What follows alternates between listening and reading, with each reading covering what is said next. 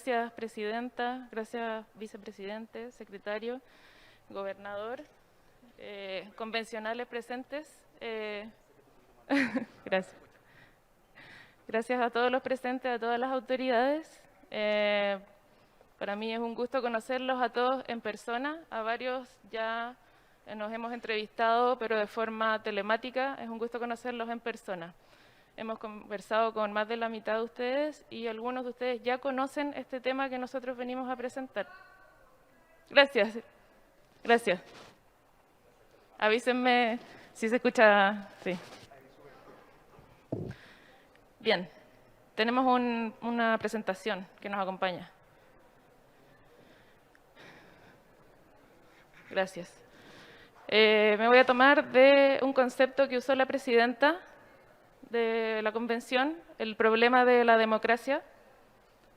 ¿Cuál es el problema de la democracia y cómo podemos solucionarlo? Primero el diagnóstico y después la propuesta de solución que nosotros proponemos. ¿Bien? Siguiente, por favor. Bien. No vamos acá a extendernos demasiado en gráficos. Les traemos 4 gráficos muy importantes. Esto es PNUD 2018. La menor confianza que tiene la ciudadanía de todas las organizaciones son los partidos políticos. Eso es muy transversal. Siguiente, por favor. Gracias.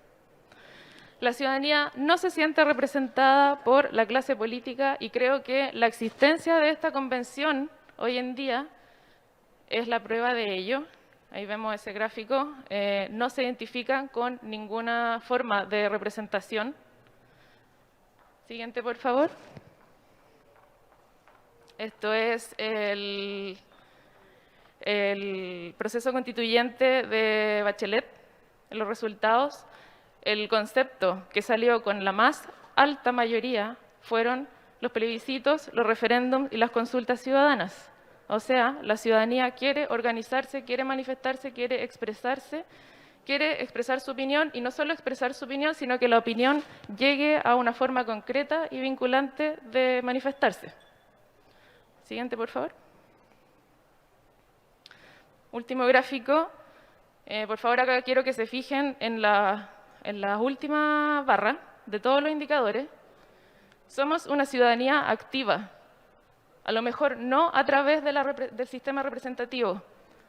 Las personas participan de diversas formas de participación ciudadana, valga la redundancia. Ahí se ve muchos casos de donación, participación en huelga, participación en redes sociales, etc. Somos una ciudadanía activa, no somos una ciudadanía pasiva. Bien, somos una ciudadanía activa, ¿verdad? Hay poca confianza en la clase política, tenemos desconfianza en nuestros representantes, en el sistema representativo. ¿Qué se puede hacer entonces? Siguiente, por favor. La necesidad de dar espacios de canalización y resolución de conflictos reales y vinculantes, no consultas ciudadanas. Resolución de conflictos reales y vinculantes. Hoy en día, la protesta callejera es la única herramienta que la ciudadanía tiene para manifestarse.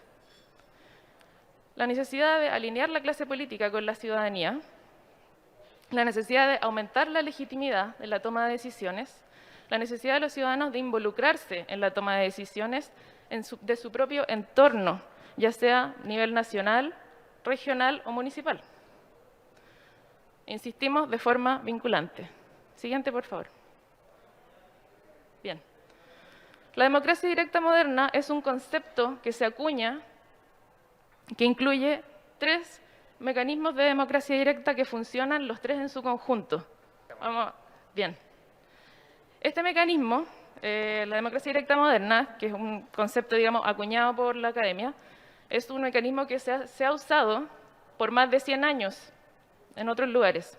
A lo mejor nosotros no lo conocíamos, pero se ha usado y por más de 100 años de forma exitosa, específicamente acá en el caso suizo que estamos explicando nosotros. Vamos a explicar los 3 mecanismos a continuación. Siguiente, por favor. Hola, buenas. Bueno, como Denis nos dijo, el mecanismo funciona con estas 3 reglas en forma simbiótica. El primero es el plebiscito obligatorio para cambios constitucionales, el segundo es la iniciativa de veto y la otra es la iniciativa de ley o cambio constitucional. La otra diapositiva, por favor. Todo cambio en la Constitución debe ser aprobado por plebiscito nacional, al igual que todo cambio en la Constitución. Este es el mecanismo que permitirá que todo el trabajo de esta constituyente la tenga como la llave de salida la ciudadanía. Siguiente, por favor.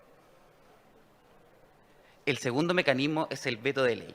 Para ello, cualquier ciudadano tiene el poder de llamar a una iniciativa de veto. Para ello deberá juntar 100.000 firmas en un plazo de 100 días. Y ahí la ciudadanía tendrá la opción de aprobar o rechazar el veto. La siguiente, por favor. La iniciativa de ley o reforma constitucional. Para ello, cualquier ciudadano podrá dar una iniciativa de ley o de reforma constitucional juntando en un plazo de 18 meses 200.000 firmas. En ese caso, en un próximo referéndum, la ciudadanía podrá aprobar la iniciativa popular que da una comisión. Además, la clase política también podrá hacer una contrapropuesta y de ese modo, en el referéndum de salida, la ciudadanía tendrá la opción de la propuesta ciudadana, la contrapropuesta del poder político y el rechazo de ambas. Esto permitirá a la ciudadanía tener un mecanismo para una convención constituyente constante. Bien. Estos mecanismos tienen bastantes detalles de cómo funcionan. Nosotros acá estamos exponiendo solamente de una manera muy rápida cómo funcionan los 3 mecanismos. Después, por supuesto, que podemos recibir todas las preguntas que ustedes tengan. Siguiente, por favor. ¿Por qué creemos que estos 3 mecanismos son los necesarios a aplicar para que funcione? Aumenta la legitimidad, porque la ciudadanía se involucra, la ciudadanía toma las decisiones. Disminuye la corrupción, porque los representantes políticos, al momento de proponer cualquier iniciativa, sienten la fiscalización de la ciudadanía directa. Tiene un efecto en la velocidad, en la urgencia en que se tramitan ciertos temas. Con la democracia directa no están leyes durmiendo eternamente en el Parlamento, porque puede la ciudadanía proponer iniciativas. Sin violencia, la democracia directa es una solución para canalizar los conflictos y resolverlos. Otorga estabilidad al sistema, ya que alinea a la clase política con la ciudadanía, y promueve la inteligencia colectiva, promueve el involucramiento de distintas organizaciones que pueden proponer, hacer propuestas de iniciativa. Bien, y por último, pueden ser iniciados por cualquier ciudadana o ciudadano. Son totalmente transversales. Creo que esa era la última. Bien, con esto damos terminada la presentación. Les agradecemos este espacio que nos han brindado.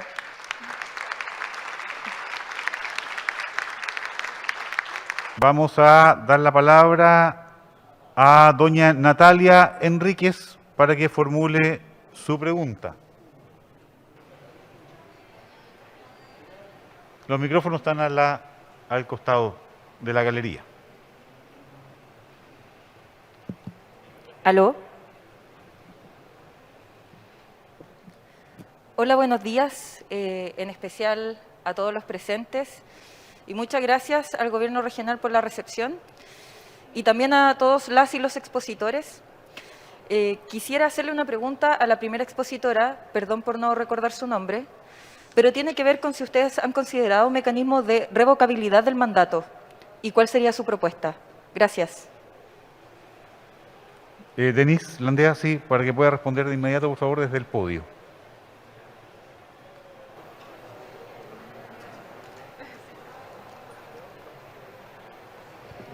Gracias por la pregunta. Sí, la revocación de mandato es efectivamente un mecanismo de democracia directa. Existe en algunos países, no está en nuestra propuesta porque creemos que la revocabilidad de mandato no soluciona el problema de fondo. O sea, tú sacas a la persona, revocas el mandato de la persona, pero no solucionas el problema de fondo. Esa es la respuesta. Señor Jorge Baradit, tiene enseguida la palabra y a continuación lo hará la convencional Bárbara Sepúlveda. Buenos días, buenas tardes ya a todos y a todas. Un honor estar en Concepción. Y tengo una pregunta y un comentario. A vinculante, la pregunta es, estos mecanismos, este ecosistema de mecanismos de participación de democracia directa, debiese ser administrado por qué institucionalidad, ¿no? ¿Quiénes deberían tomar la decisión si una consulta es local, es regional, es nacional? Su pertinencia, debiera ser el CERVEL, un organismo acotado.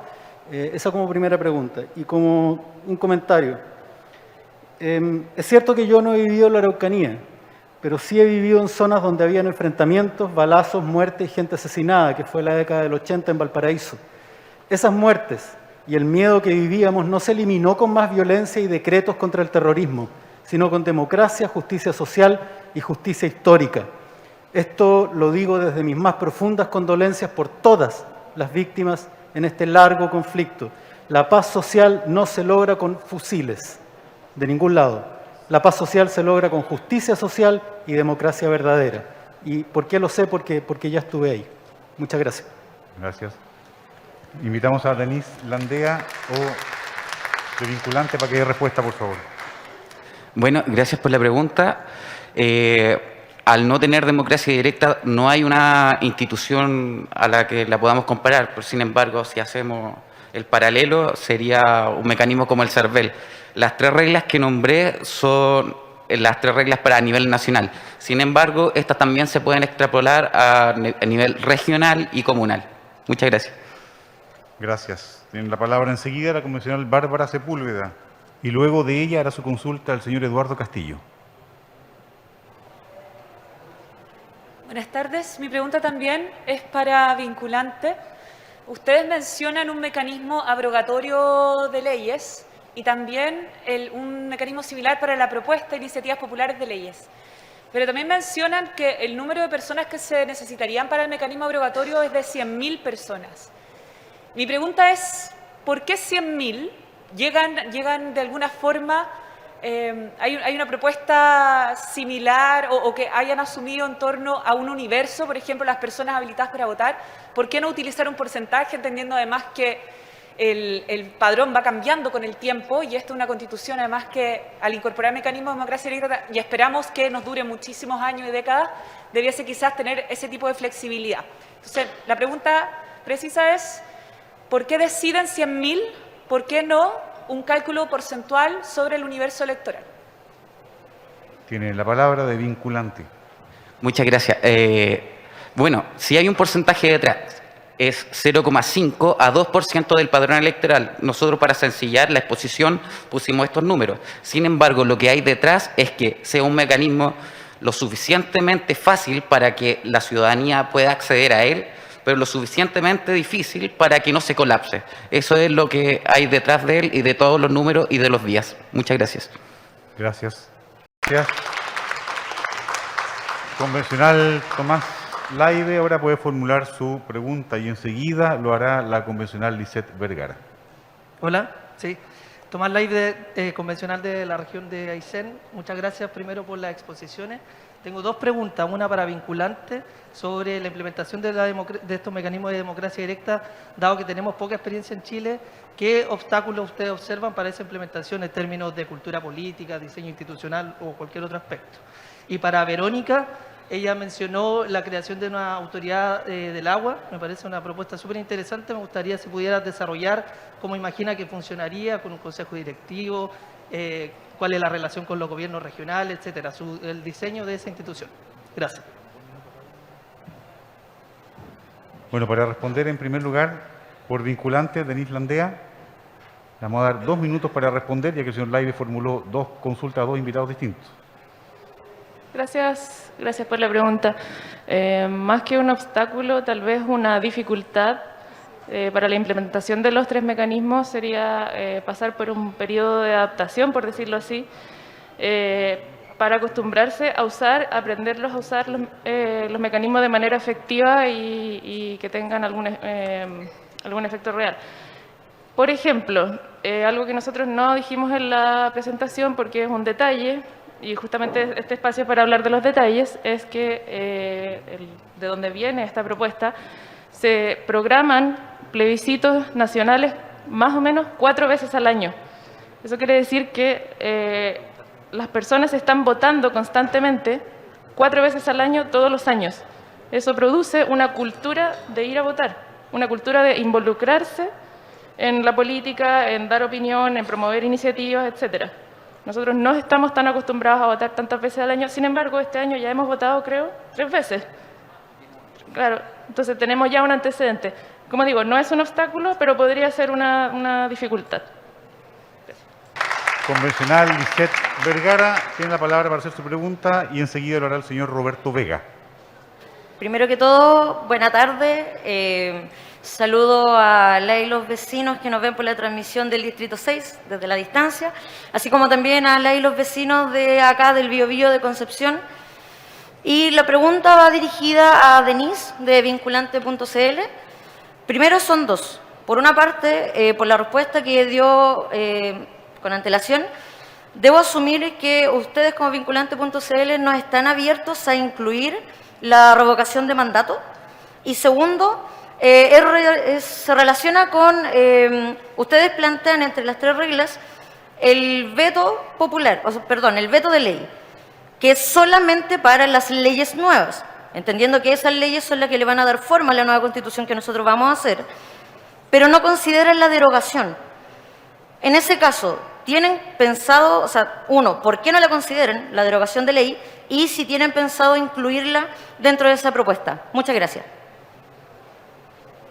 De vinculante, tiene la palabra para responder.